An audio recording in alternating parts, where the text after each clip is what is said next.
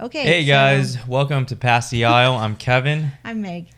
and happy July. Happy 4th. Well, we just celebrated 4th of July, so this is my outfit. Yeah. 4th of July. Where'd you get that hat? This is my dad's in the Navy. Oh, when really? He used to serve in the Navy. I thought you buried that. No. Oh, I buried many things. But sorry. This is like one out of 3 or 4 hats. That's cool. And I kept one. And I actually used to dress up in all my dad's Navy stuff, like playing dress up and stuff. Yeah, I remember. So, but I didn't know you kept that. Yeah, I kept this. It's pretty cool. Sometimes I break it out for Did cool he? stuff. Oh, did he sweat in it? Probably no. I messed it up. I think I have like some markers in there. Like, Oh. It's a little dirty. Oh, cool. But I remember my dad. He kept this metal thing, and you had to put this hat in it so it could be immaculate and straight, and then he had to steam it or something. Oh wow, I didn't know. And it had to be starched. Everything was starched, like all his uniforms. Time? Yeah, everything was starched. Wow. And then I would mess it all up. Oh shoot. And play with it, and dress up in it and stuff. So yeah. So this week I want to bring up another topic. Cool. And thank you for doing that. So this topic today is about how laziness can damage your marriage. Oh. So yeah, many times we would come across situations within our relationship where either one of us is lazy towards doing a certain task or unconsciously not knowing that we're lazy, right, to each other. Yeah. And let's dive in deep and kind of bring up some situations or certain events back in the day or even current events to address what are some laziness in one of us. I mean both of us. That's an interrogation. Yeah, both of us. Yeah. Okay.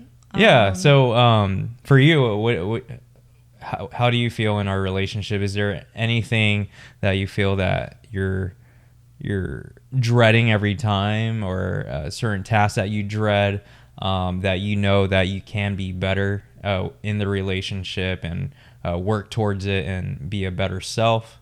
For me, so laziness in our relationship. Mm-hmm. Okay. For me, I think it's we'll have to think something that you caught yourself or you're unconscious, and now that you're thinking back about it and am I was just lazy that day, or I'm just not wanting to try hard.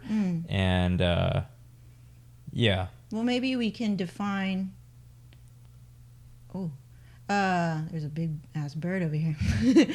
Define laziness and not wanting to try hard. So I feel like they can be two different things. They're definitely related to one another. Because, for example, I like to work really hard in the morning. So when I wake up at either 6:30 or even earlier, I like to go to work right away.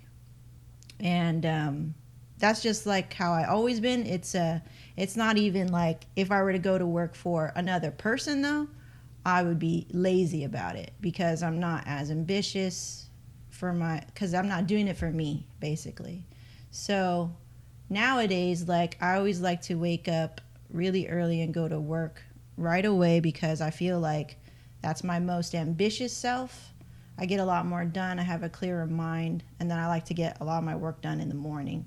And then throughout the day, when it becomes around afternoon, then I start to get lazy because I've utilized all my energy and my brain in the morning.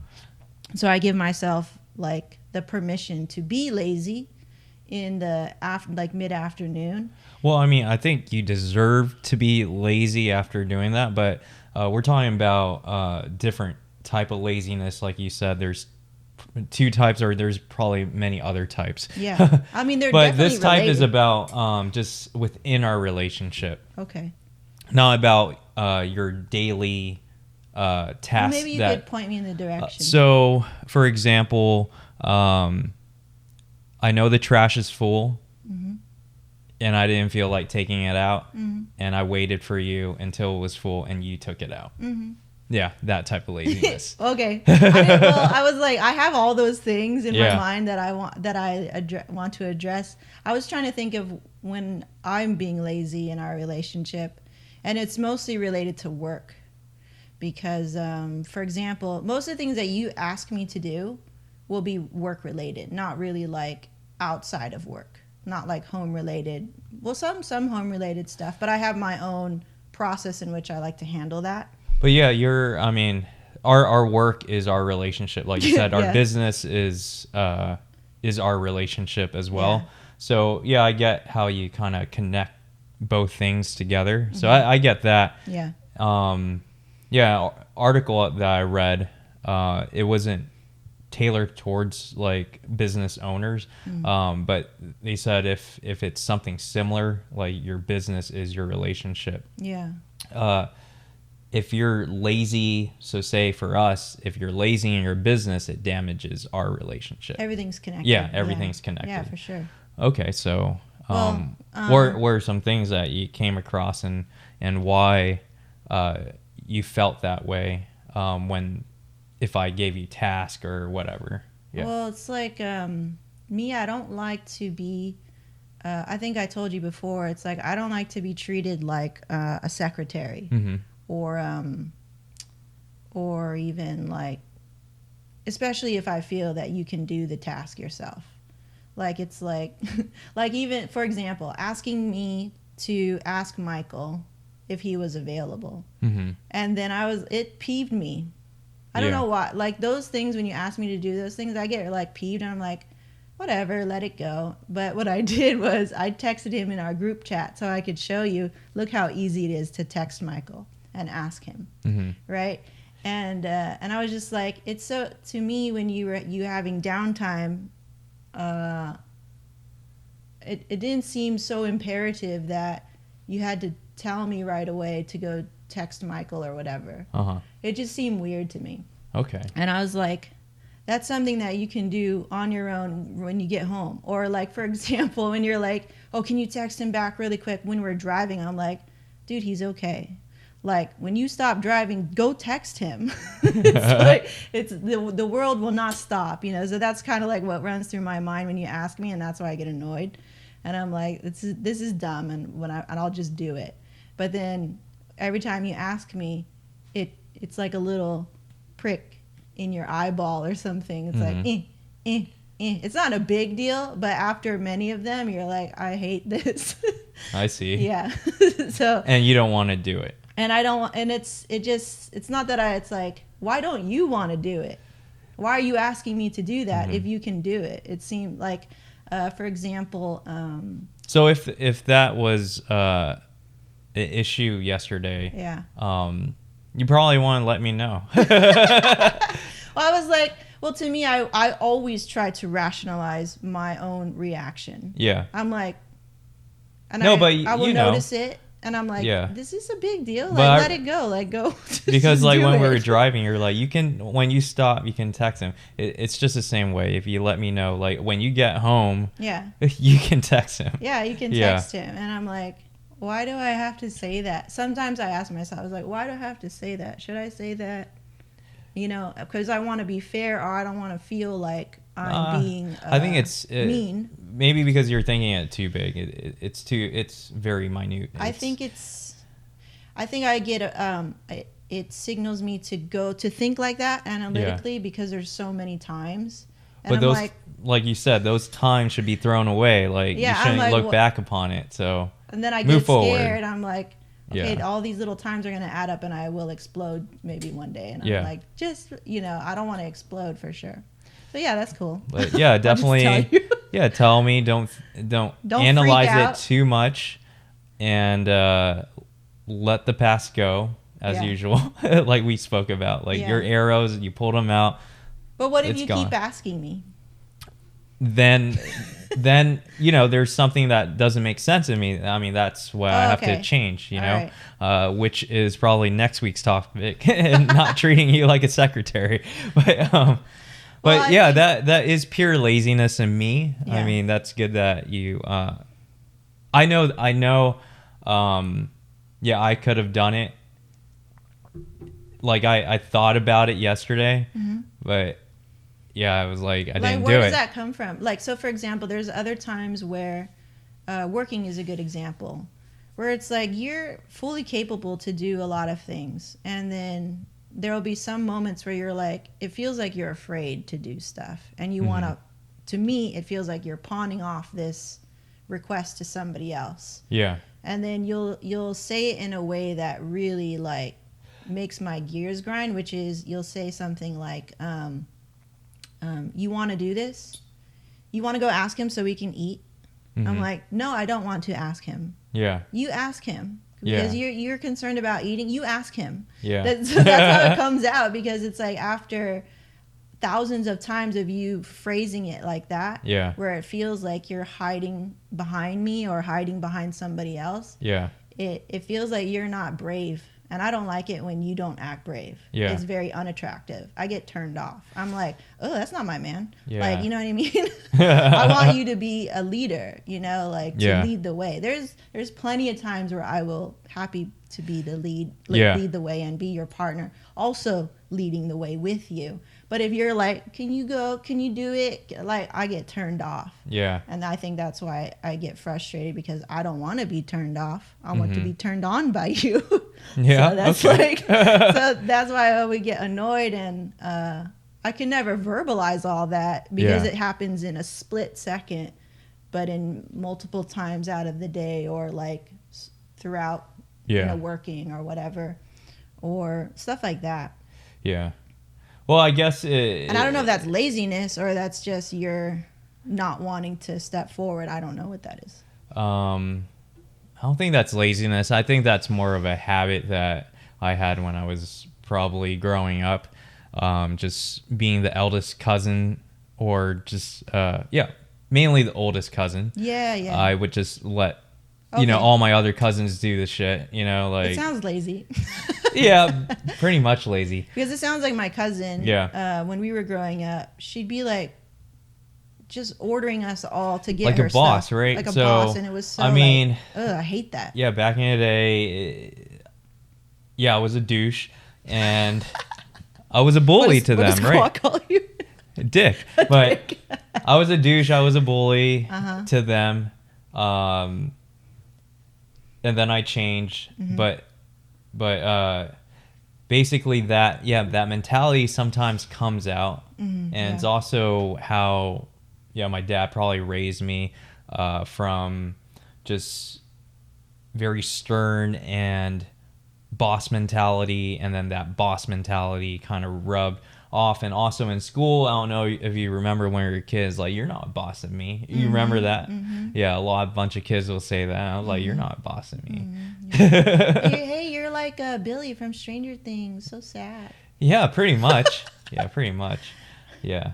No, it makes sense, because with my cousin, same thing. Like her father was so bad, abusive even, and so there's only ways. There's really some damaging ways that it comes out and it manifests, and you become bullyish because you are being bullied, and that's the only way you know how to interact with people. It's like, oh, I bully this person because I get bullied. It's sad. Yeah, it's a vicious cycle. So that's why I say, like, if it comes out that way, it's probably better just to address it and bring it to my attention, because I don't want to be but now that I say it, can you be more self-aware so I don't have to tell you every time? Yeah, you don't have to tell me all the time. I mean, it would be annoying, right? If I told you all the time. It's like, I would rather you just like feel the energy of the room when something happens, and then you're like, oh, I did it again. Interesting. Let me try to, don't have to berate yourself, but go, oh, okay, interesting. I caught it. Nice, cool. Yeah, but it's just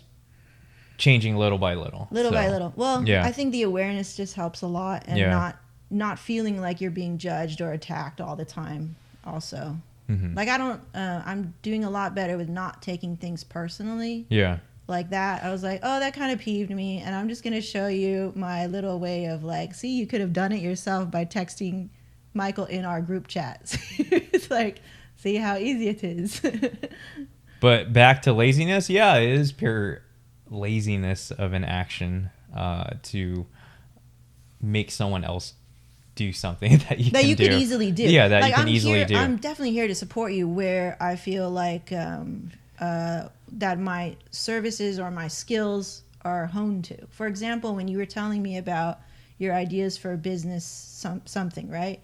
But it came off so like spontaneous. Not spontaneous. I don't mind that, but your tone and like this sort of fear, that undercurrent in your tone and how you're talking to me, it always feels like an attack and that I'm not doing my job. And for me, it's always like, oh, if I feel like I'm not doing my job, like I will get defensive and be like, dude, like, why are you attacking me? Why there's all this good stuff? And then I will get like kind of like hurt, you know? So that when we were talking about that new business idea, I was like, I was kind of proud of us because it was said, oh, okay, you don't have to like, and I was able to verbalize and like, oh yeah, just approach me differently, you know? If this is your brainstorming and you're just throwing out ideas, you should say that. Just like, I'm just brainstorming right now. I'm not trying to like say that you're doing something wrong right now. I'm just trying to tell you my ideas. Because you were like, could you just listen to my ideas? And I was like, wait, what are you telling me? Like, it wasn't clear to me. So then just being able to talk to each other, like to buffer. Like, hey, I'm just going to tell you this right now. I'm not like trying to change everything, but I think it's a really cool idea. Can you hear me out? Okay, cool. Yeah. Yeah. Just to kind of, yeah, just to set. God damn this shirt.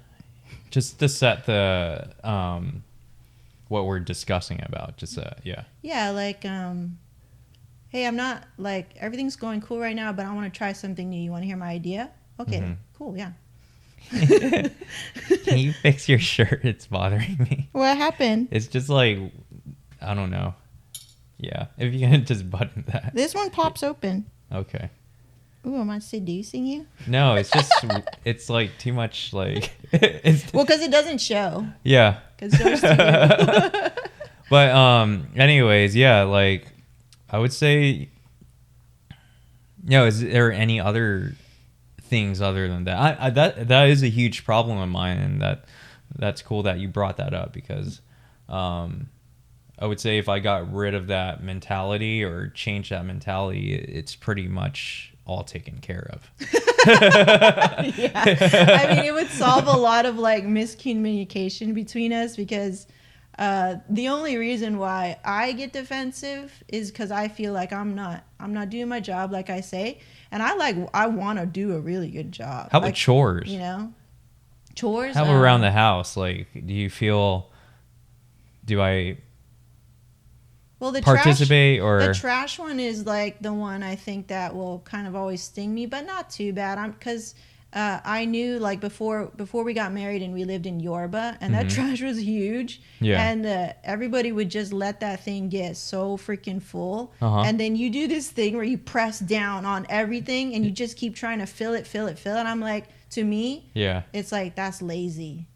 You should have took it out already, because you noticed it already, right? Yeah. And before, especially because it was big, so it's heavy. And so it's like, that's not something I can easily handle. That's why I told you when we moved into this house, no, we're not getting a big ass trash can, because I need to be able to carry it and handle it if I need to, right? Because I was thinking, oh, I can't depend on you to take out the trash. So that's a bad thing on my part in being lazy. How I wasn't willing to just tell you. Like, you should be able to tell your partner anything if you need help or you need support, instead of being afraid or just settling with the idea that, oh, they're not going to change, they're not going to help me. Like, I would think like that a lot. Yeah. And with the beauty with this podcast is now we have this safe space to go, yeah, I would like if you take out the trash. It's like so silly, but like it forces us to be civil and go and just like come outside of our bubble, our daily bubble, and get really focused in on our communication. So yeah, but like like the taking out the trash thing. And I know certain things like about the house that you really care about, like the windows.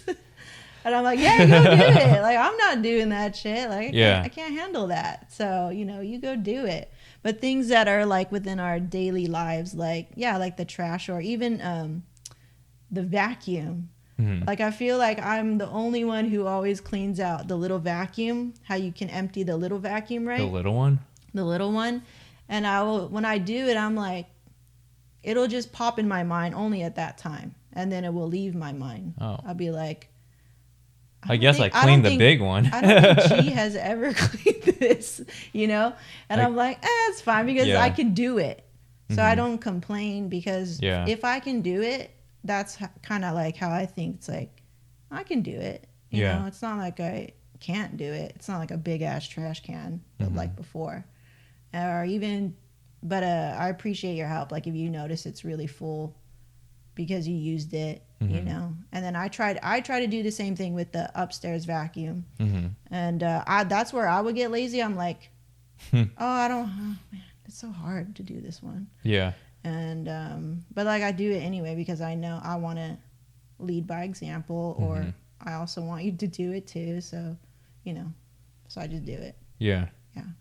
How will like car maintenance? Car maintenance. Do you feel lazy about that? I mean, after the moment we got our CRV, right, things changed a little. I mean, also your body also changed as well. That's not, that one's not related to you. To me, I like to really clean my own car, clean the inside, clean everything, because that's how I grew up. Like my dad and I would do that, and this is like a fun activity. And that's what we do. We like on Saturday we do chores. Everybody does chores, and I don't have a problem with it, you know, because it's mine. I want to take care of it. But then after I kept trying to do that, like at the Yorba house, every time I just my hips or whatever, something would go out of place, and I'm like, dude, I can't. So then the car is not as clean as I like it, and I notice your truck is always like dirty, and on the inside it's like you just throw stuff, and I'm like, it always irks me because like I didn't grow up like that. Like my dad is like always careful. You've seen him pack the car. It's so meticulous, right? I'm not like that, but like that's what I'm used to. Is like it's clean, you know. It's in order. Nothing is just sitting there for the longest time, or just thrown. Everything is packed strategically so it doesn't roll around, you know, and make sounds. Like, you know, we're in the car, and the moment I hear like a little rattle, I'm like, I get so irritated because I didn't grow up like that. So yeah, to me, that's not related to you. I mean, like that'd be cool if you could, because you don't have any problem cleaning. But yeah, I want to clean the car. Like it irks me, but I always get in trouble. So it's like, Yeah. Well, now we live near a car wash that now you we can have just a car wash. roll right in. Yeah, it pains me, man, because I like it. I like to do that before. It's like that I would just take time, you know, appreciate my car. Like I go through, man, I appreciate this car so much because like I lost one car, I totaled it, and I used to take really good care of that one when I had it. Like my first car was also CRV. And so I really appreciate a car, you know, and we have a really nice car, our CRV, and that's our first car together. So I don't know. It makes me sad too. I'm like, man, I would love to clean this car. And when I feel good and I can actually clean it, and I feel good about myself, I'm like, like, you know, yeah. But you do take care of it. I mean, you do take it out for oil changes and all that. Yeah, we have to. Yeah. Yeah. You know, so we can go places. I know. But I'm just saying, like, you know, you do take it out. Like, all this time you've been taking care of that car. Yeah. Yeah. Well, it's kind of like, it's like my share, I guess. It's my share of the responsibility of the car. Is like, I don't really touch your truck because that's like your thing. You know? I'm like, well, it's too big anyway. Yeah. Filled with spiders right now. Yeah. No, you cleaned it. I know I cleaned it, but then so when I was driving, that thing freaking popped out. It was funny, but it's probably still there. Yeah. What else? I feel like that's spot on. I mean, like the articles I read, like when you're lazy in your relationship, and you don't voice, or the other person notice it and doesn't voice this laziness, it becomes an issue. Yeah, like I was saying, it's also lazy to not want to initiate, I'd say. I don't know if that's the right word. It's like you want to. But sometimes you're also thinking like how do I even go about it? You know, how do I even bring it up? Because before having all of this really nice safe zone, it's like I have to really muster some courage to talk to you about something, because none of us were raised like that. Oh, let me talk to you about something and not get emotionally upset. Yeah, have no experience with that. So like in my 30s, it's like I would get so anxious, like, oh man, like, what's he gonna say? Is he gonna get mad at me? Or like, is he gonna say, I can't deal with this right now? And then if he does say that, like, I'm gonna feel terrible. And then how do I even come back after that and bring it up after that? So there's all these like fear-based things that go through your mind when you want to bring something up, and then you always question yourself, like, am I even right to bring it up, or am I being irrational? So all those things will kind of like run through your brain, and then you're like, oh my god, that sounds like a lot of work. Let me just like squash it, repress it. But that's the problem. It's like you keep doing that, like you get so good at repressing instead of building the skill to bring stuff up. And it could be as easy as that, like, yeah, you could just text him when you get home, it's okay. Like, I could have said that, right? No, I was like, it's very laziness. It's very similar to an article that I read where it said you are what you eat. Oh. So you are what you do. Oh. So if you are lazy, then it's a domino effect to everything. True. So you're lazy to be romantic, and that's a huge issue that I read in other relationships and other couples. I think we do really good with that. Being lazy and romance. So I feel a little bit of laziness, although I do want us to travel and have a vacation. I feel there's a part of me that still haven't really relaxed in this home, or why is that?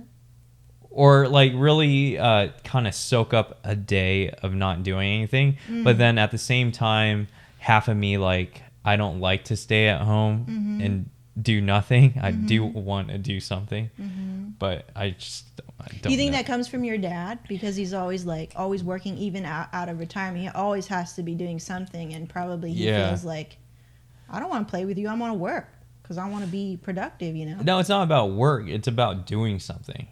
But not work, but just doing something out of pure enjoyment, or I see, like doing something for yourself, an activity, or together or something. Yeah.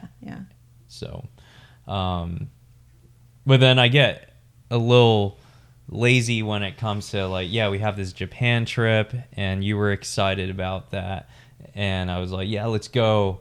But then I didn't do anything. I didn't do any research like what I did before. Yeah. Because the magic's kind of lost, right? It's not the first time for you. Well, that's true, but that happens. I still like to eat, though. I mean, I still like to go over there and eat. It's a great place. Yeah. But then I think after the San Francisco trip, or just flying domestically, just for 1 hour, just flying in general, even for an hour felt like a 4-hour trip. Because I had to wait at the airport for 2 hours just staring at McDonald's and looking outside. That's why I hate it, man. Yeah. But that a part of me, it influenced my mindset when we're trying to plan it for a trip, and I become lazy because I feel like I don't want it truly. I don't think it's lazy, man. You're just discouraged. It's I'm more discouraged. That's not really late to me. That's not laziness. It's just like. But then you want it so bad, so it becomes a little bit of a laziness if you were to ask me, what do you want to do? Where do you want to go? Oh, I see. Yeah. Well, lazy to make the mind work and go like, well, okay, now we have to consider all these things. And where have we not gone, and what's going to be feasible for you, being that you have IBS and you have panic attacks. All that, yeah. All that, yeah. Yeah. I mean, that's like, to me, I will have a good time with you wherever we are, Mm-hmm. as long as it's like a new experience. And I feel like there's a lot to still experience here. And so instead of being like, oh man, like Japan is so far and hard and customs. And I feel we became lazy together and not wanting to travel too far. I did not become lazy. I just became rational. This is how I rationalize it. I don't think it's lazy. To me, I'm like, I had my list. It's very short. Japan, Iceland. Cool. Mm-hmm. And then to me, I never really wanted to travel too far because my happiness is within conversations like this. I'm so happy when we do this, not when we visit places. I don't find my purpose or my joy in life or my what do they say, like your bliss. That's what Jenny said. I don't find my bliss in that. Those are fun. It's temporary though, and to me, I see right through it. So to me, doing this with you, having a conversation with you, where I really feel like I'm learning more about you, and I'm like, oh, cool, we have a new level to our love and to our marriage. Like that's my bliss. Mm-hmm. So to me, it's like when we can separate ourselves from work and truly be in the moment together and have good conversation, I feel like I can do that anywhere with you. But I also consider your mind and your thirst for new things, new locations, and things like that, mm-hmm. to get you out of your bubble. Your bubble is different than my bubble. And like I can get out of my bubble pretty quickly. Like when we come here, I'm like, I'm here with you. Let's do this. Mm-hmm. Because I'm more, I think, emotionally sensitive and all that stuff. But you need a little bit more stimulus, which is like, dude, you're in Japan. Dude, you're on top of a mountain. And then you'll be like, oh, I'm free. Or like you had to be in the water with sharks to be like, I'm free. No. That's way too much. That's your bliss, it seems like. Yeah. And that will evolve, and stuff like that. But you just need more, like your mind needs more stimulus, external stimulus to be excited or to be, to get outside of your bubble. Mm-hmm.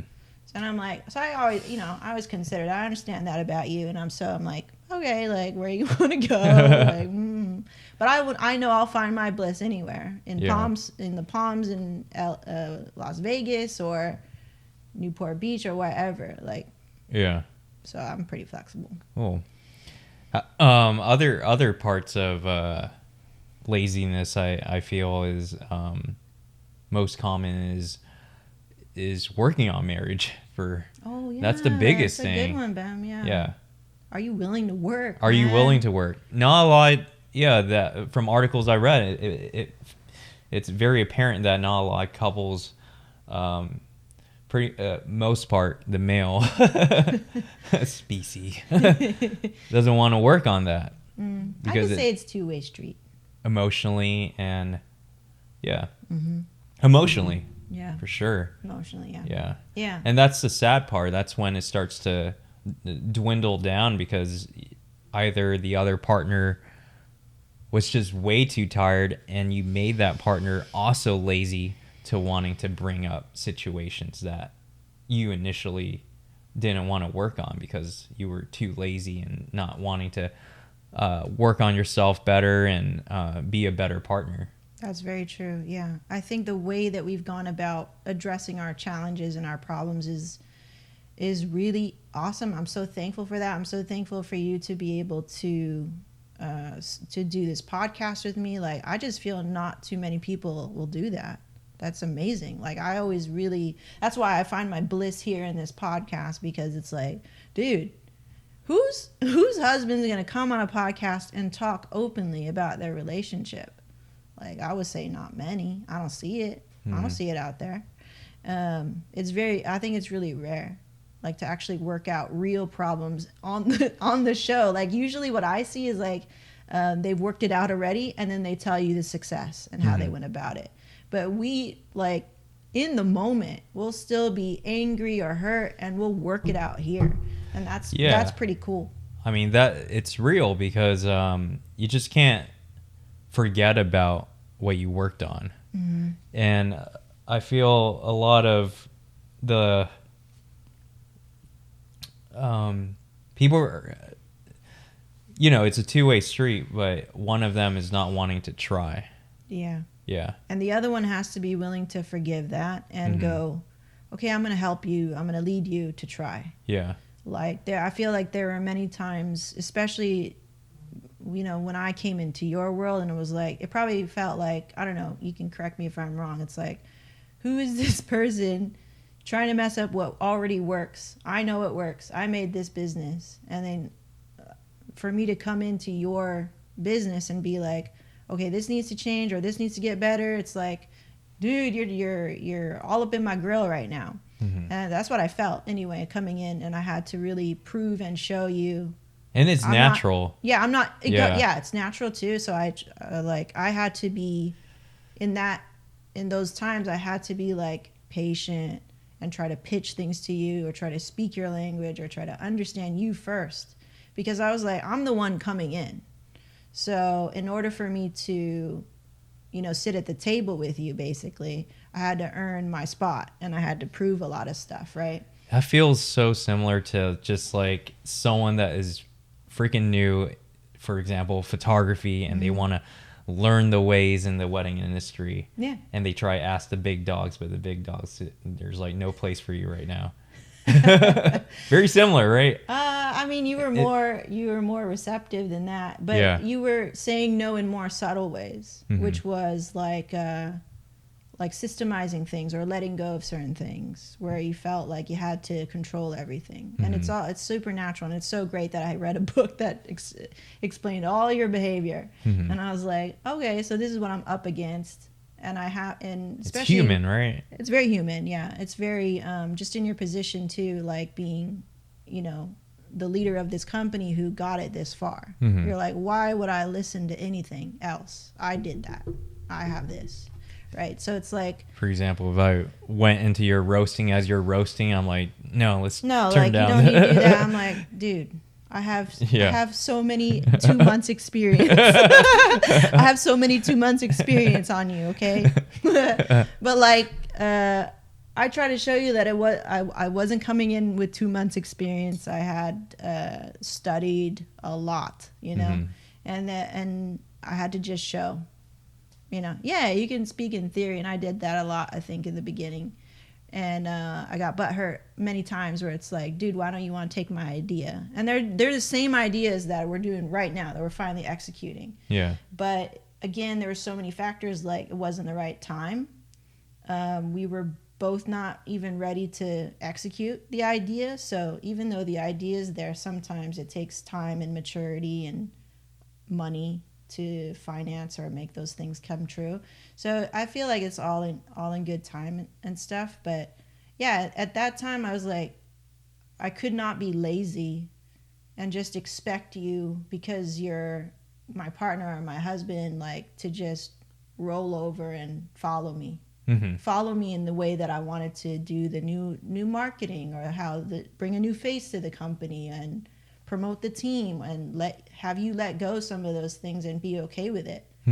For you to step back, you know, it's your name on the board, for you to step back and let people in.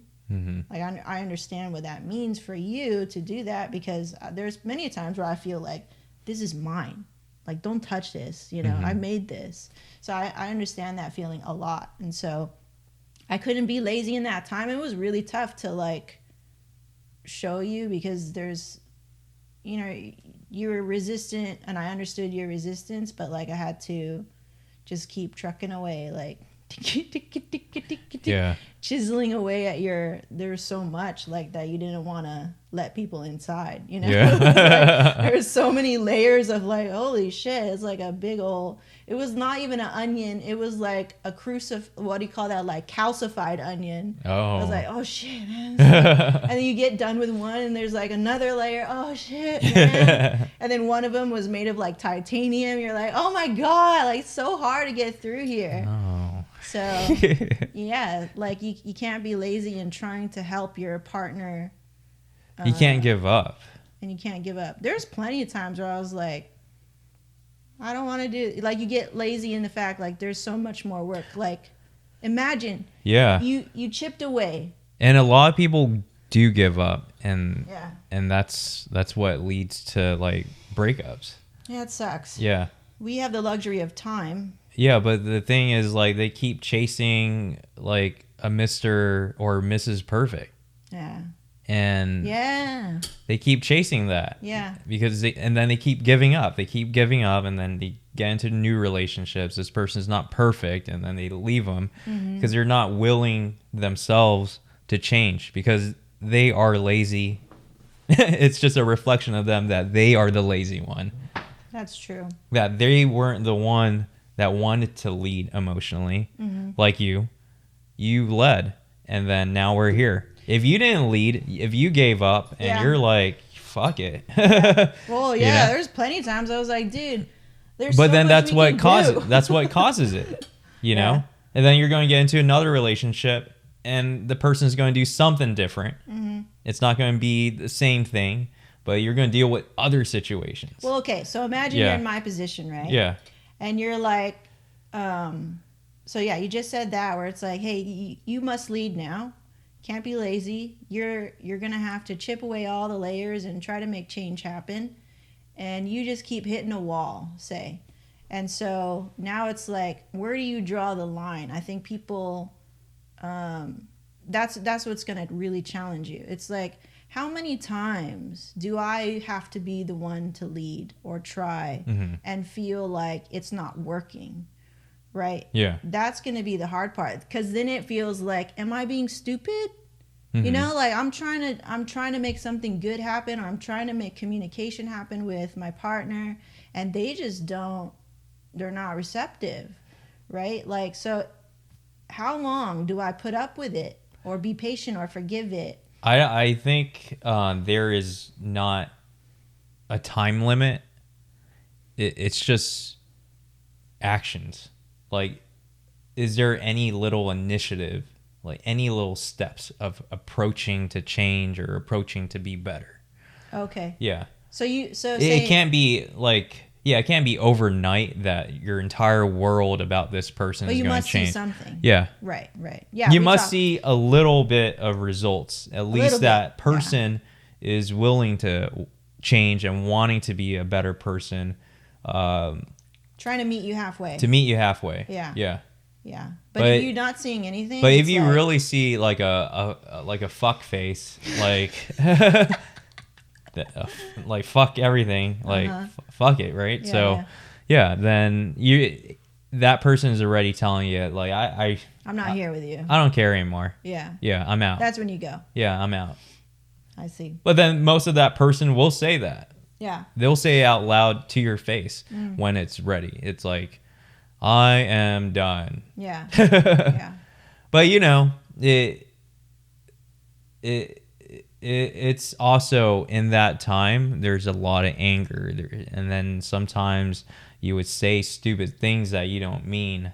Yeah. Right? And there's a lot of things to think about when that time does happen. You know?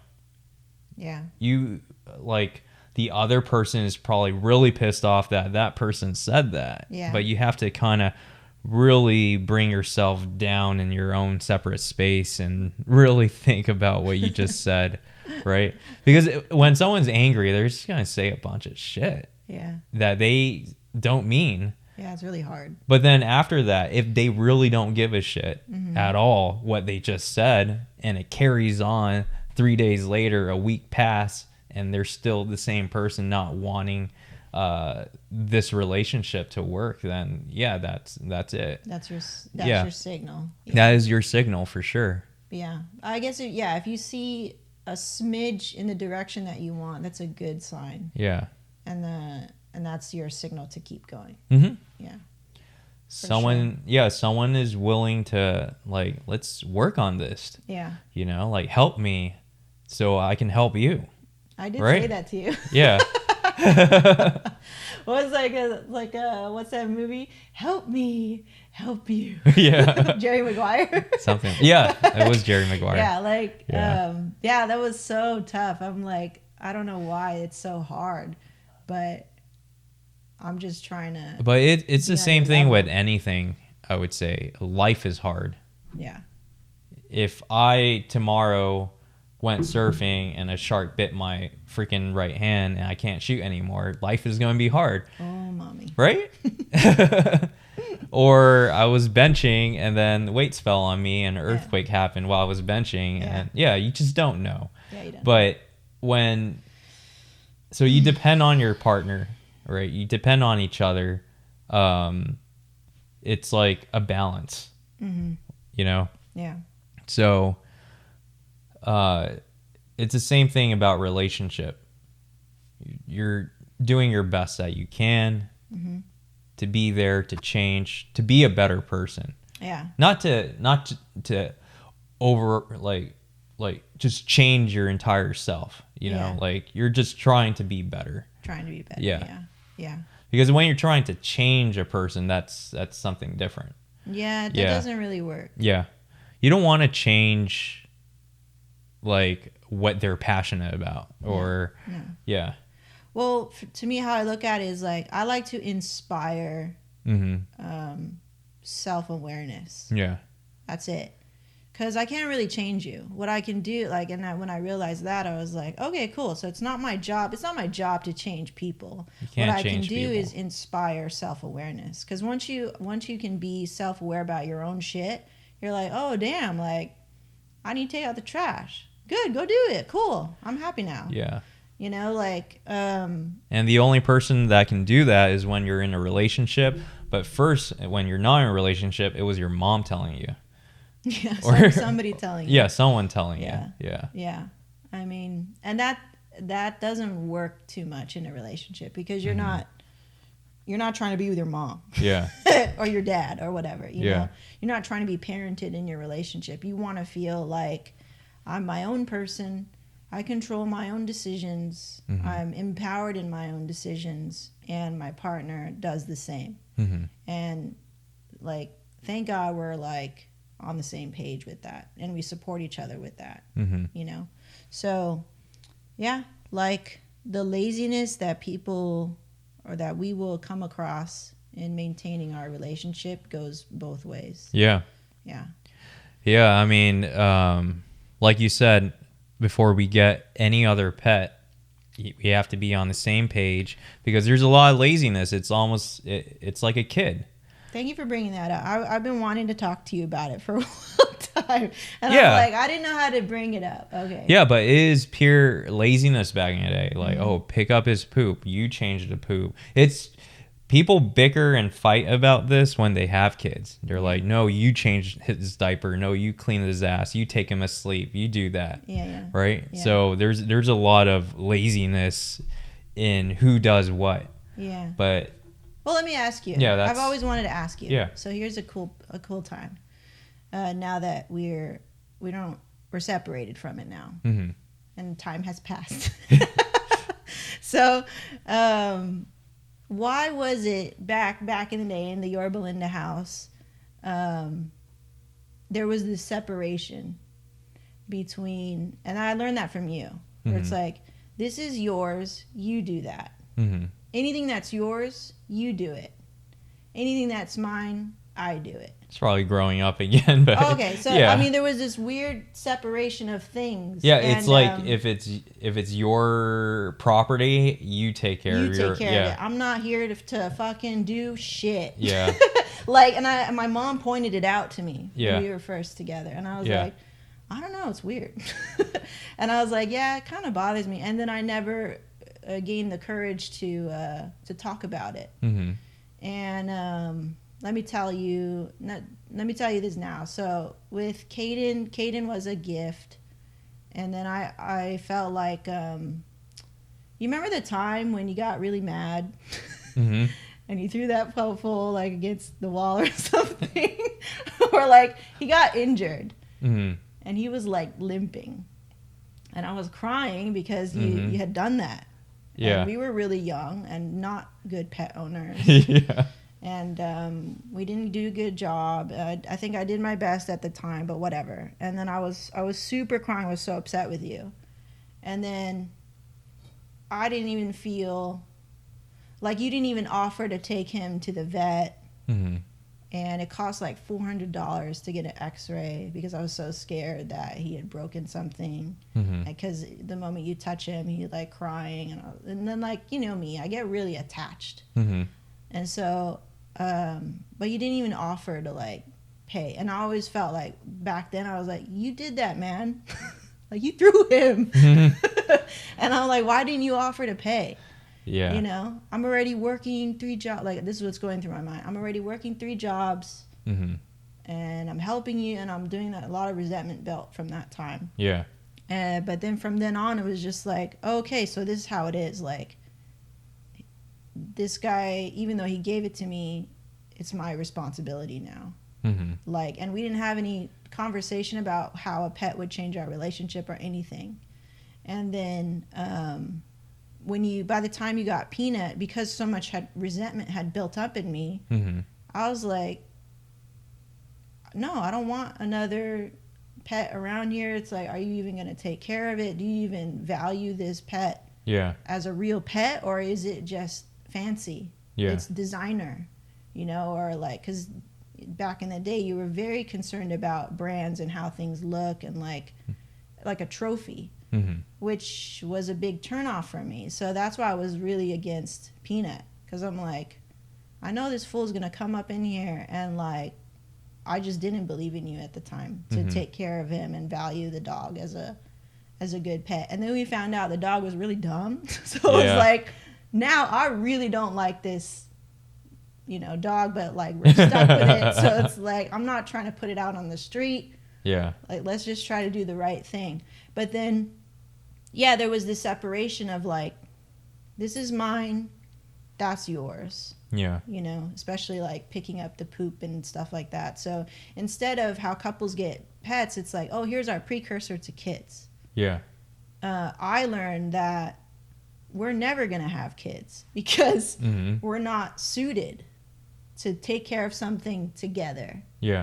And from then on, any notion of like even thinking about having kids, I'm like, I can't do it with you. I felt like I couldn't trust you to do that. And I'm like, well, I don't want to do it with somebody who's going to be like that, like just for convenience, or not really valuing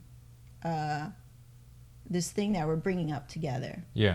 And then later on, like, all that shit happened with like all the farm in our house and everything. and then like a zoo. Coming here to this house, it was like, we had Kayden left. Kayden was the last. He survived. I mean, none of the pets are dead, but like, he was the one that actually stuck with us for a good 9 years, I'd say.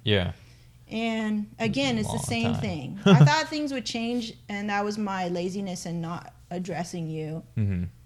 To, even though it bothered me, I didn't know yet how to talk to you yet. Like, we really didn't learn how to do this until last year. So I was like, the time when I snapped was all my resentment, all the things of feeling like, we're not doing this together. I'm tired of doing this on my own. I feel overwhelmed. I'm stressed all the time. I'm always mad because of that incident, he never liked you again. He learned to hate you. And it's like, every time you walk in the room, growling, barking, protective, and like, I hate it. I'm so stressed out because I'm a person that needs quiet. I just tease him too much.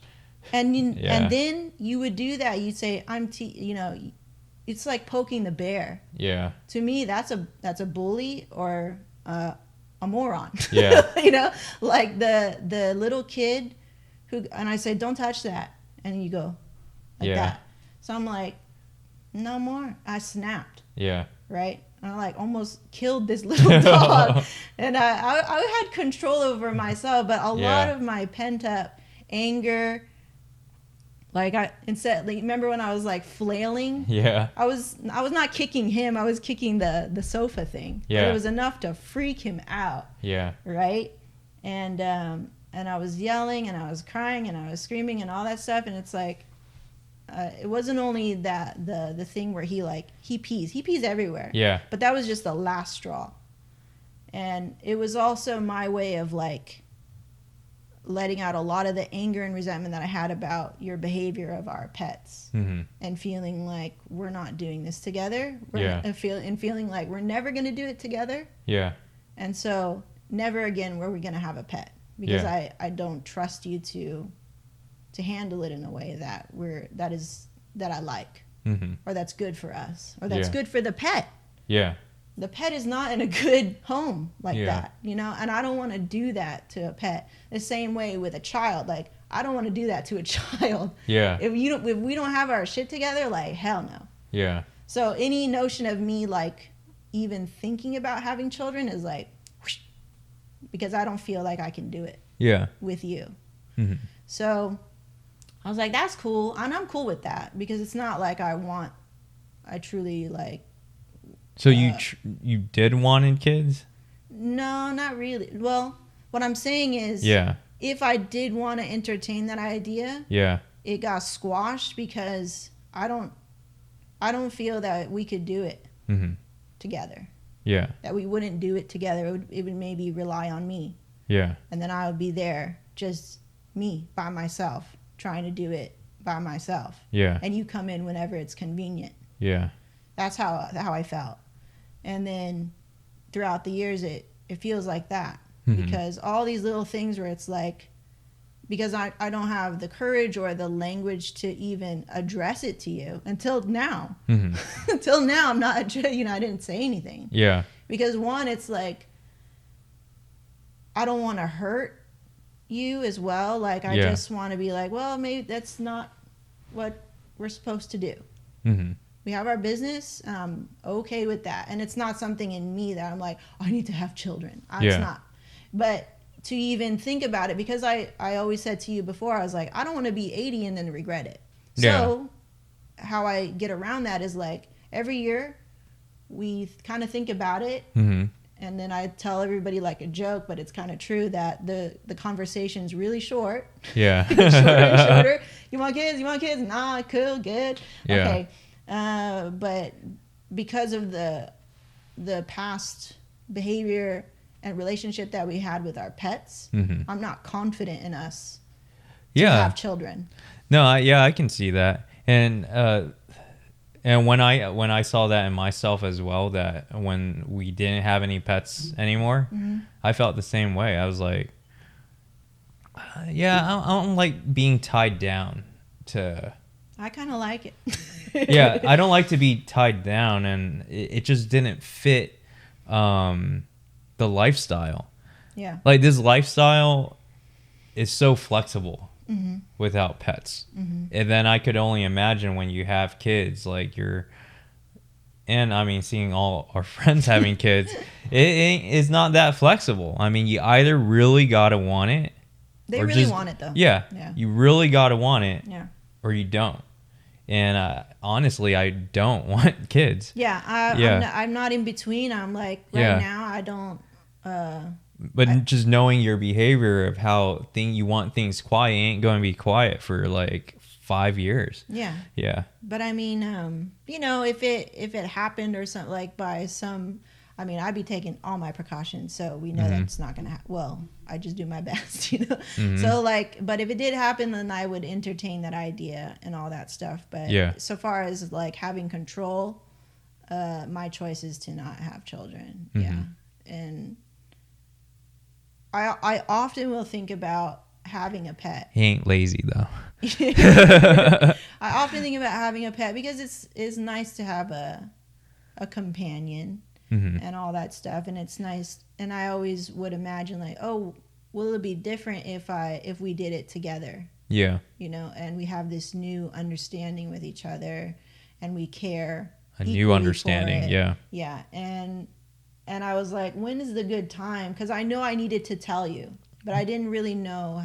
But I feel like it's not a good time still. Yeah. I feel like we're both so like. Maybe in the spontaneous. Home. Yeah. We're so this is like go time. Like it's go time. This 30s, like 30s is like we're trying to prepare for our retirement almost, like we're trying to figure out what is the long-term job, where are we going to be staying at. Yeah, I agree. And it's like, there's a lot of things to think about, and I feel a pet will be neglected. Yes. Yeah. Yeah. It's just you just won't hang out with it. Right. Yeah. But I think it's good, like if we want to consider it later, that we start having the discussion now. We start setting boundaries and parameters and setting understandings, and like, I know finally I gotta tap myself on the back, just say like, oh, good thing you finally said, like, if you wanted to have a pet, we just have to do, we have to consider this, we have to consider that, and we cannot do it the way that we did it before, because I'm not going to do that to another pet. Mm-hmm. And then you're like, oh, okay. And I was like, oh, that wasn't so bad. Yeah. So because I knew, like, we experienced it. Right. Dogs and cats and a bunny. Yeah. Yeah. Poor baby. We were just very young. And hustlers still. We were still hustling hard. But I was never home, and then I'll be editing, and then it was like, yeah. Well, I think we have to make note of. And it's still the same lifestyle almost a little, so it probably won't even make sense. No, yeah. And to address the entertainment factor, Mm-hmm. I remember you said that to me. I don't look at pets as pets; they're entertainment. And I was like, oh shit. Like, this is bad. Yeah. But I didn't say that. Like, that's before when we were, like, in college and stuff. Yeah. And I was like, holy shit. Yeah. Like, that was a red flag for me. And then it made me, like, go, no kids. Yeah. Yeah. Not with this dude. Yeah. Yeah. So I was like, that's cool. But good thing, like, I don't want kids, too. Like, it's not something in me that I necessarily want. If it was the other way around, it could be a problem. Yeah. So I was like, oh, okay, that's done. Yeah. But yeah, moving forward, my perspective is pets are not entertainment. Yeah, they can be entertaining, but they will become a part of your family, and they should be treated as such. Yeah. So like, if we are to go down that road, it's like adopting you are adopting a living thing. So you need to take that responsibility seriously. Yeah. Yeah. And not just be like, yeah. Whenever you want, come in. Yeah, I don't like that. Yeah. I think a part of me, when I was growing up, and I did have a dog, right? And I was also gone, always at school, and we just never spent enough time with that dog. And yeah. But who's teaching you? It's like, who's... You only learn that after the fact, and you can have time to reflect on it. And after Kayden, I take a lot of time to think about it. Yeah. Like, I took it really, I don't know, like it really affected me. It was like, okay, like, and I had to really like put my foot down, because when we gave him to my parents, and then they were like, no, we don't want him. I'm like, okay, that's it. No more going back and forth. Like, I need it. It's like a breakup. I explained it in one of my videos. Like, it's a breakup. I don't need you to be coming in and out of my life. Like, it's confusing. I need to figure it out. So I'm going to break up with you right now. And like, you're going to go to a better family, somebody who can take care of you. And we need to figure ourselves out. Yeah. And address all that stuff. So cool. We're doing that now. So that's awesome. Yeah. Yeah. It makes sense. Yeah. Yeah. So... yeah, I'm open to it. Not right now, maybe in the forever home, but we have to address all the things and be willing to commit and spend the money that it will take to raise and take care of another pet. And currently that is no, because I do want that forever home more than a pet. Home, and we want to invest in our team and all that stuff. So it's good. Invest in our team, but I also want to invest into ourselves as well, because we worked really hard to get here. And take time to celebrate. Yeah, we need more celebrations, because I don't think we pat each other on the back enough. Yeah. We're always working like day and night, and it's crazy. Yeah. Right? Yeah. But yeah, that's another thing about another topic in laziness, is that within relationships, someone will work on something more but not work on their relationship.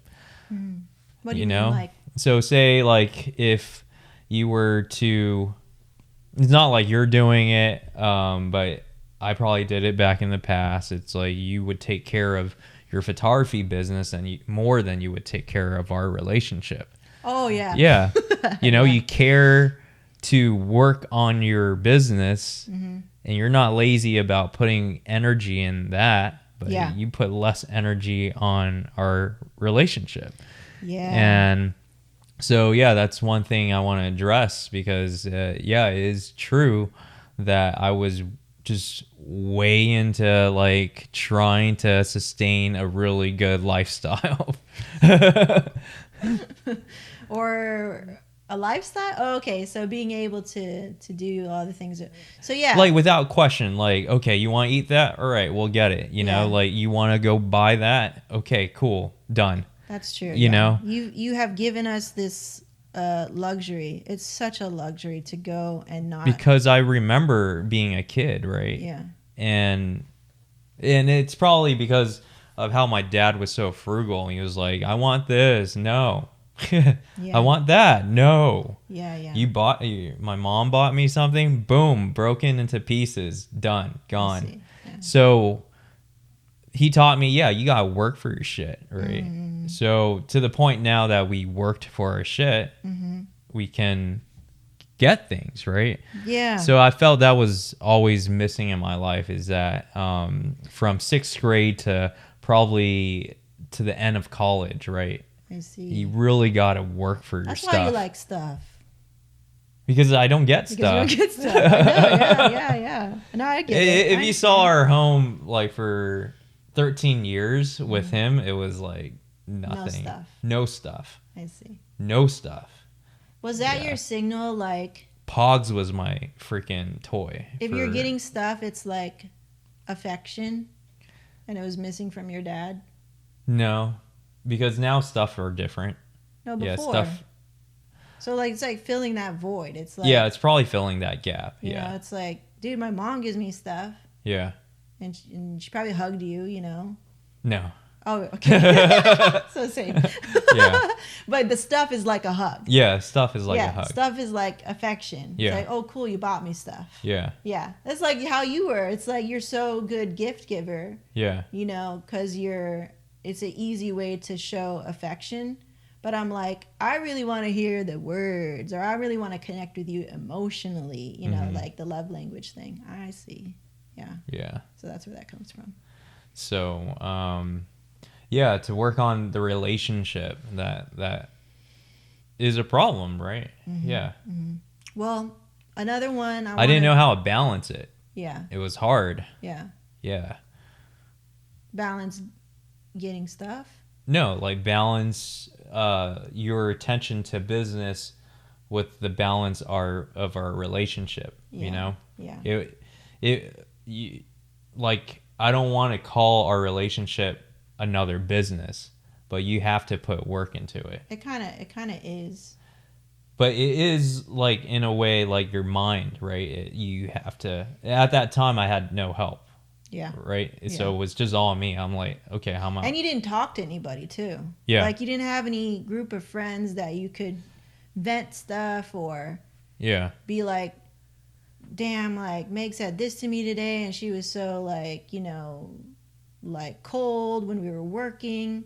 And it's probably because, like, I was snapping at her. Or, like, you have nobody to, like, bounce ideas off of. Yeah. And now it just stays in your mind. Yeah. And then me, on the other hand, I'm just like fuming. Like before, if you like earlier when we were working, or actually it was like every time we work together. Yeah. There's always tension, because to me it always feels like you treat them nicer than you treat me. Yeah. And I'm like, I'm your wife. You know, like I would feel like before I'm married to you, I feel like I'm your wife. Yeah. Because I'm so committed to you, right? Like, I don't need a ring to be married to you. That's how committed I was. I would make videos on that. Yeah. I'm like, I think of myself and you as my husband before we're married. Yeah. And so, and then it's so like discouraging if you're treating them better than me. Mm-hmm. But I didn't know how to verbalize it or be like, and the way that I verbalize it is, unsaid actions of like bitch face all day, And like, there were times when I come out to shoot with you, and you're like, oh yeah, come out and shoot with me. And then I'm like, okay, cool. And then we'll be waiting for the client. Yeah. And you're so focused on like, I don't know, the image of you or something like that. And you wouldn't play, you wouldn't touch, you wouldn't like have fun. Like you were so stiff. And like the moment if I just try to be sweet with you, you're like, don't touch me, or like, you know, don't touch my hand. I was like, why the fuck am I here? You know, I remember that really clearly. Like Joshua Tree is like one of the last time I come out with you on engagement. Yeah. You're like, oh, come out. Like, we're going to have fun. We're going to go camping. And then like, I remember in the beginning, I'm like, oh, cool. Let's go take pictures while we wait or whatever. Yeah. And it's like, you're so focused on the client, and I get that. Like, you're like, I'm about to be in the zone. But it's like, then why did you invite me if you're not even gonna, like, why treat me like that? You know?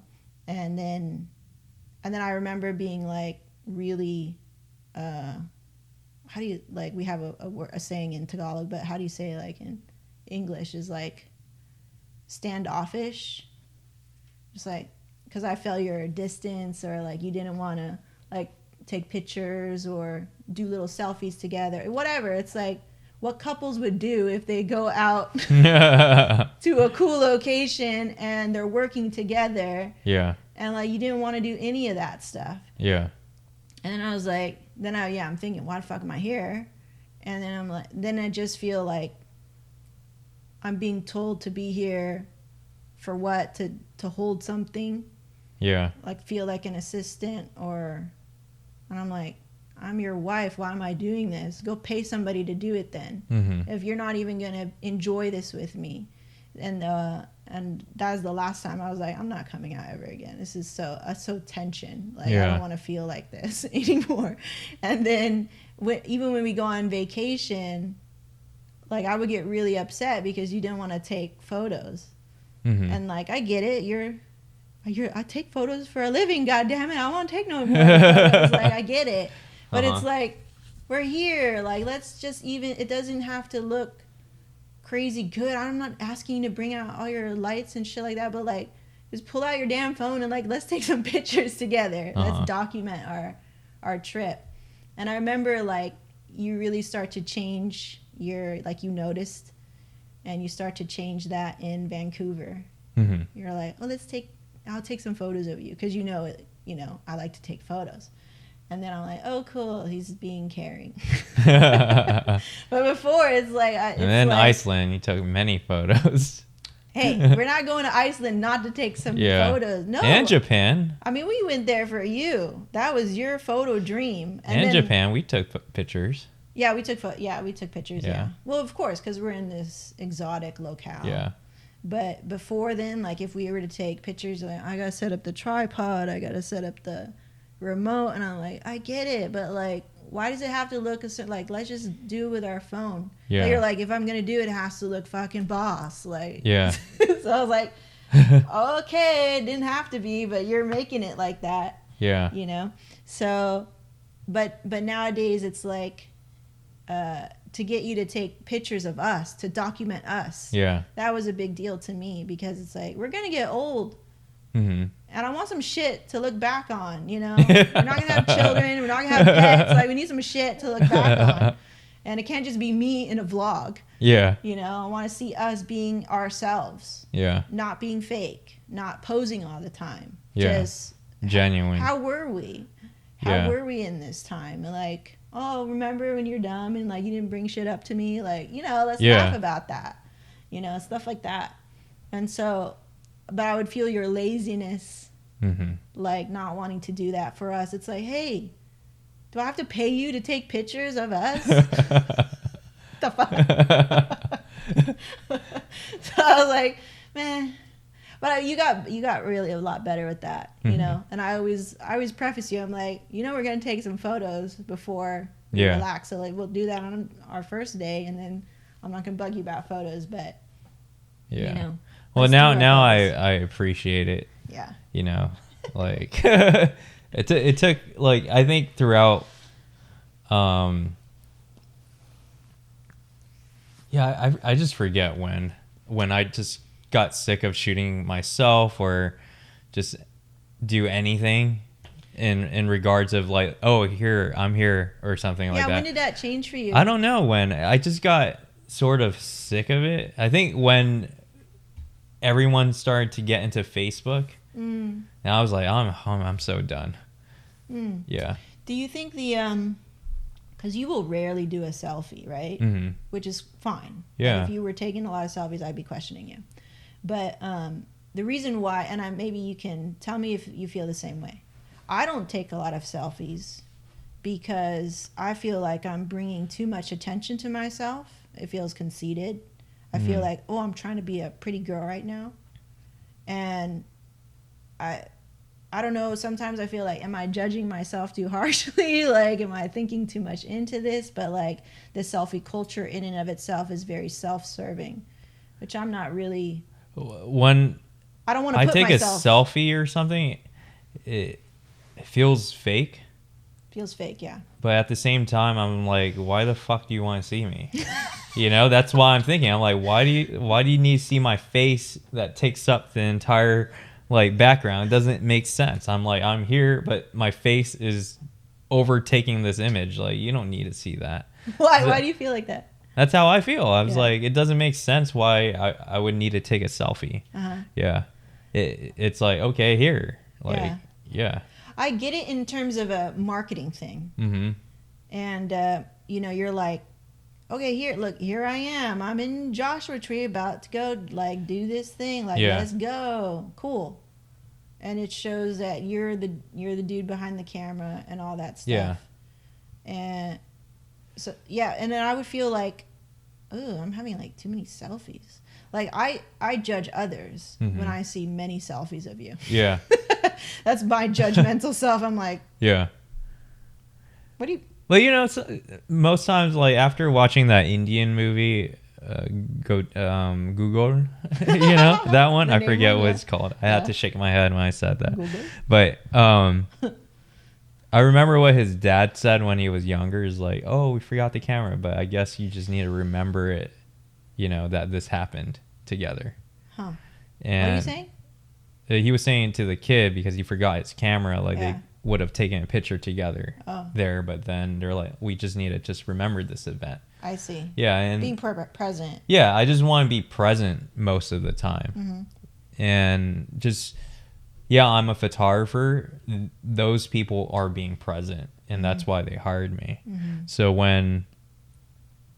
But who will do that for us? Yeah. You'll never hire a photographer. I guess we have to, right? You know what I mean? Like, you'll never do that. You're like, I'll do it myself. Yeah, like, I guess we have to. It's your frugal Asian side. It's like, we can do it ourselves, Yeah, I guess we have to. So, who will do that for us? Yeah. Like, That's true. I mean, I guess it's better to hire someone because I do want to be present. I really... it probably costs a lot if someone follows around, just start shooting every little step. I'd have content for days. I'd be like marketing us like crazy. Yeah. We'll think about that. It'd be cool. But for the most part why is because I just wanted to be present. I didn't want technology to influence me.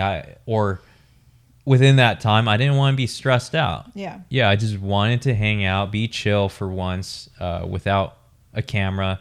But then I get your side. Yeah, we needed to document our time. Yeah. I get your side. Yeah. I mean. But that was mainly it. Yeah. I think the balance was like, let's do all of our little photos because we have this skill and I want to capture this. I picked this room for a reason, right? Like, it's beautiful, and I want to document it. And we do that in the beginning, and then the rest of the time is just.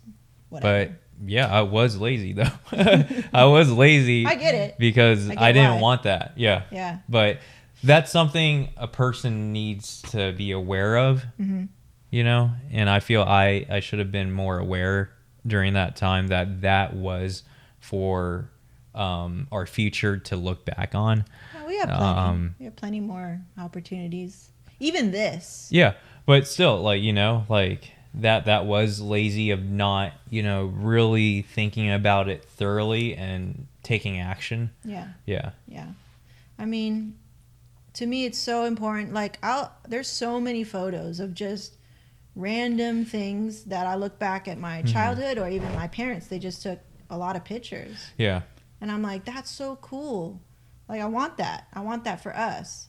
So, like, it doesn't have to be always this artistic thing. It's like... Yeah, and there's another thing, though, as well.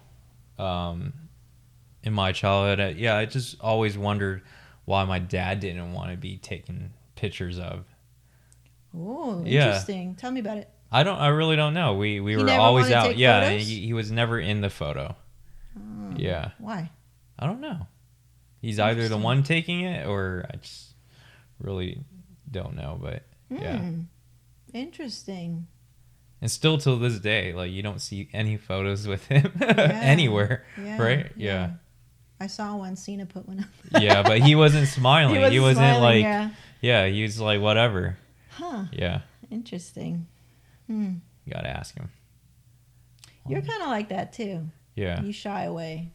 Yeah. Like, you always put on a face like. Yeah. I'm like, can you just smile? Yeah. You always do that. Yeah, you notice I know. That? Yeah, I noticed that. I didn't really think about it till now. Yeah. Because I hate pictures. Why? I don't know. You know why. Do you not feel confident on camera? Yeah. Okay. Yeah. But you have nice skin now. Still. You still go back? You still think you're like in high school? Oh no. Yeah. I know if I did not feel confident in how I looked, then I would not want to be on camera. Mm-hmm. You know, that's usually why. Yeah. Right, because you think you're judging yourself so harshly. Yeah. Yeah. And there's this study, right? When you look at a group photo, whose photo do you look at first? You look at you. Yeah. Right. You're like, do I look okay? Yeah. Like everyone. Everyone. You don't give a shit about anybody else. Yeah. Do I look okay? Yeah. Every bride. That selfish thing about you. Yeah. About everyone. Where it's like, oh my God, do I look okay? Like, is one eye open? It's like the fear, right, that comes in. And it's like, do I look okay? But that's true. Yeah. It is self-confidence. How confident are you to look normal in front of a picture? I think it's healthy. Yeah. Like I went through a little thing where it's like I didn't know how to put on makeup. And for the longest time, I seriously learned last year. I would just put on eyeliner and and then I didn't understand the balance or the composition and the way that you can apply makeup. That I know you weren't used to having lipstick because your lips will be like this, like it's so heavy. Depending. I remember that. What, like at the wedding? Yeah, you're because Tina put like 5 layers on you're my like, lips. She's like, it's like you ate sriracha and your lips are on fire. She's like, don't do this, don't do that. I was like, holy shit. Yeah. Even my eyelashes too. I got my eyelashes done. That was kind of cool. Yeah. But I had a panic attack when they could only put half on. It's supposed to be a full. Yeah. Which would be a lot more full, right? Yeah. Why did they put half? So, because I had a panic attack. I didn't tell you. What panic attack? I had a panic attack when they were putting it on. Why? Because you have to lay down. And you have to lay there for like maybe 30 to 45 minutes as they physically apply one lash at a time. And I'm like, where's the bathroom? My IBS is like going. Oh. And I was like, plus it was stinging too. But, yeah. That was a good excuse. I didn't know that. Every time I'm with a bride, I just see them freaking put a glue on this full lash. No, this is the more expensive version? The more natural looking because they're going to glue one by one on your eyelashes. That's too crazy. And you could shower with it and all this stuff. Oh, damn. Yeah. And I was like, cool, I'm going to try that because she hooked you up. No, but like it was so stupid because I got a deal for full at half price. But then I could only stay in her chair thingy for half of the time. So I was like, fuck it. Like, you got half on, right? Like, I'm going to get out of here, right? I remember this. I was having a panic attack. Yeah. Well, I told everybody because it stung. Yeah. And I was like, it was a more socially acceptable excuse to get out of there, but really I was having an IBS panic attack. Yeah. I had to get out of there. But yeah, anyway, back to my story, like the importance of feeling confident.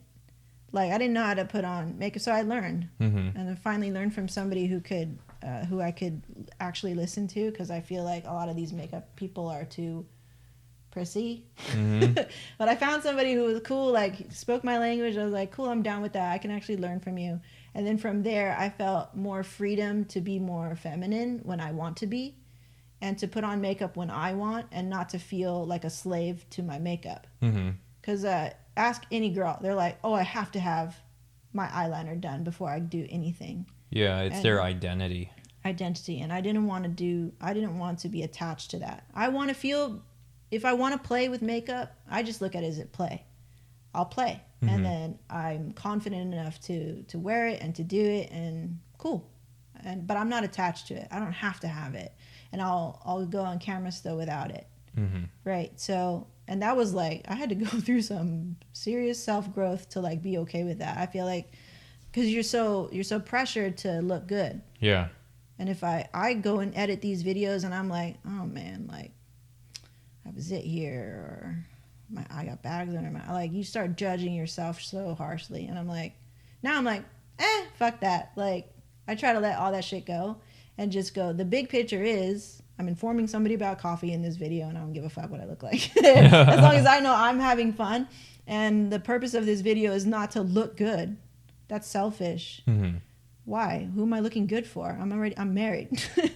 Who am I looking good for? I should just look and feel good for me. Yeah. And if I want to put on makeup, it's because I chose to. And if I wanted to, if I want to do all that stuff, it's because I chose to. Not because I feel pressure to look a certain way. All right. And stop being so attached to this face. This face it's going to change. Yeah. I can play with it. I can not put makeup on it, but I should feel still confident and still myself, and still feel beautiful if I have makeup on or not. Yeah. And I always have to tell myself that. I'm like, should I put on makeup? I'm okay. I'm okay with that. Yeah. Yeah. Like if I'm being lazy and I don't want to go sit at my chair and do my thing. Well, I mean, at least you care, though. Yeah. I do. Yeah. Well, that's the thing too. It's like, well, it's not just putting on makeup and being attached. It's like you want to present yourself in a nice way, right? Yeah. Some people aren't aware of that. Yeah. Some people don't even care, and they're like, I care. I care a lot, because Yeah. I'm sitting there and I'm like, damn, everybody's gonna see that I don't have any eyeliner on and my eyes look small here, or whatever, right? All these things that go through your mind. Yeah. Or even you, like you'll be like, oh, it's distorting me. It's wide here. Yeah, and I'm like, like this self it's just like thing that happens. It's crazy because a lot of people, or like Kenya, when I was shooting her, she's like, yeah, I'll look back on this day and I look great. But then for right now, I believe that I don't look great. I remember when she said that. She did look great though. Yeah. Yeah. But I remember, or she's like, yeah, when I looked at my high school self during that time, I thought I looked bad. But then, now you're looking back, you're like, shit, I was skinny. Oh, I look good. It doesn't. It's weird, right? Yeah. Yeah. It's weird because during that time, I thought I was fat in high school, but shit, I was a toothpick. I was 145, and now I'm like freaking 170. Is weird. Yeah. Now I was like fat compared to high school. Yeah. Yeah. Yeah, I'll be like 150 right now. It's crazy. Yeah. But I'm okay with that. It's a number, like, and you have to tell yourself, like, it's a number. Do I feel good? That's what I should be focusing on. Yeah. I don't feel good, but I'm getting there. But like, that's what you should be really focusing on, is like, is your overall health good? Am I moving my body? Yeah. What's the bigger picture? Yeah. Is it you and how you look in this one little moment? Like, there's a bigger picture there. Focus on that. Yeah. Yeah. And I think the other thing is, going along with the laziness is how disciplined are you with all these challenges? Are you willing to work through tough times? Yeah. Yeah. Yeah, it takes discipline. It takes a lot of discipline. And it gets easier though. It does get easier once you start nailing each one. Yeah. But a lot of people have trouble with discipline. Yeah. Because you are what you do, right? Well, how are you dealing with it? You know, I'm doing it being really well. More disciplined. Documenting. Yeah, you have to document everything. And the moment that what changed me in high school, that also was a big reflection throughout college and the career, is making sure you write your schedule out. Like, have an agenda and start jotting your agenda down throughout the entire month or throughout the entire week, and, you know, be accountable for what you write down. Right. And that worked. Yeah. And that worked till this day. You know, I don't forget something. I'm going to do it. I have this tomorrow. I got to do it. Yeah, Things you're like very that. good. Your calendar is So, like... that was the discipline that I had ever since the start of high school. What about your emotional discipline? The emotional discipline, I haven't jotted any of that down. But I jot our problems down. And that's what we've been discussing. What I was touching on, Yeah. Yeah. But, you know, and it's been better. Yeah. Yeah, there's a lot less backsliding. I think what's really cool too is to make note of is in terms of, I think writing down works. Documenting it, Yeah. or I do this a lot. Like, before I even talk to you, I would, you know, before I had the language or even the patience or emotional control to talk to you, I write it first. Because I don't want to say something I don't mean, or actually make sure I'm making sense too when I'm talking to you. That when I bring it up, it's not like, where's this coming from? Yeah, discipline is a big part. Yeah. And going back to you are what you do, is because some people would say that they would work out and they want to have this body, but they're not disciplined enough to make that change. They fall off after a month of some sort of intensity or some inspiration they want to follow, but they couldn't do it. Yeah. And it was just for short term. So, yeah, you can't be disciplined, and laziness, I feel, does go hand in hand, and you have to be disciplined in wanting to be better. Yeah. You've got to take the steps. Yeah. Yeah. I think to love somebody too, it requires a lot of discipline. Because, like they say, like, love being an action word. You can't just be like, oh, I love you, and then, like, not be aware, which happens a lot, of the work that's required. Yeah. Not only, you know, it's mostly with yourself, because you're like, oh, you're here now forever. Like, now I must adjust and make room for you, at the same time grow myself. Yeah. And make sure that we grow together and not apart. Yeah, two things is patience and discipline. Yeah. And forgiveness. Yeah. Because you're going to falter. And the only way you're going to get over those faults and not keep bringing it back up is the forgiveness. You must be able to forgive. And that comes in waves. It's like, how do you forgive somebody? What happened? What was that? Something turned off. Something turned off. It's recording still. Oh, okay. Well, it moved. I think something slipped. Oh, okay. There's too much shit on that table. All right. Well, it just sounded like camera. Yeah, it did, huh? But it's still recording. We got Cool. We're learning new ways and be more disciplined with this show to make sure shit doesn't go wrong. I'm very disciplined with the photo booth. Yeah, you super. Don't give up. Yeah. Discipline. Yeah. Yeah. But yeah, I think that kind of covers the laziness and discipline today. And cool. What I would call this show, to kind of wrap things up, would be oh wait. You can tell me later. Yeah, but it's like be lazy or be disciplined or something. Okay. Yeah. We'll talk about it. Okay. All right. That sounds too weird. Well, okay, cool. So to wrap things up, we are gonna have a guest on this show at some point. I still gotta test some stuff. Yeah. Like it's a little tight in here to make that happen. We'll see what we can do. But yeah, I'm excited. And other things going on. It's mid-year. Things are happening quite quickly. Mm-hmm. And enjoying every moment. We're trying to be more present and enjoy the summer. And just keep trucking away. Like we're definitely more aware, and then we move to solutions a lot quicker. Mm-hmm. I'm excited.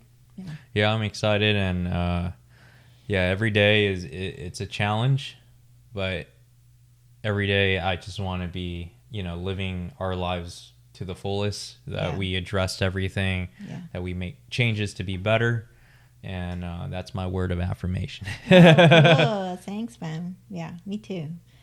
Every day is a challenge. Today was tough, man. I'm still trying to figure that stuff out. It's nice to be supported, though, and it's nice that it's not a secret anymore. Mm-hmm. And that's helped a lot, I think. And a lot of new changes going on in the business. I feel this really cool current taking us further and further, and things are sticking less. Mm-hmm. Like a new idea pops up, we can talk about it and we can move forward. Whereas a lot things are of moving ideas, a lot efficiently now. Efficiency. Because I'm now very let go. I'm like too let go, I feel. I'm like, It's good. It's good. Yeah, just go. Yeah. I like it. All right, you want the engagement there? Yeah, let's just do it. Let's go. I'm out. But yeah. Well, thank you guys for joining us here. Yeah, thank you guys. You can listen on iTunes, Spotify, and watch us on YouTube or on Facebook. Follow us. We're at Kevin Levu, and I'm at the Levus. Yeah. And if you want to see more about coffee, remember to follow Black City Coffee on Instagram. And more cool stuff coming with the coffee. I'm so excited that we have this set, because I just step in and I start talking about coffee and I get all excited, and it's really fun. I love it. It's what I do in my downtime. Anyway, we'll see you next week. Yep. On Pass the Aisle. All right. Thank you guys. Bye.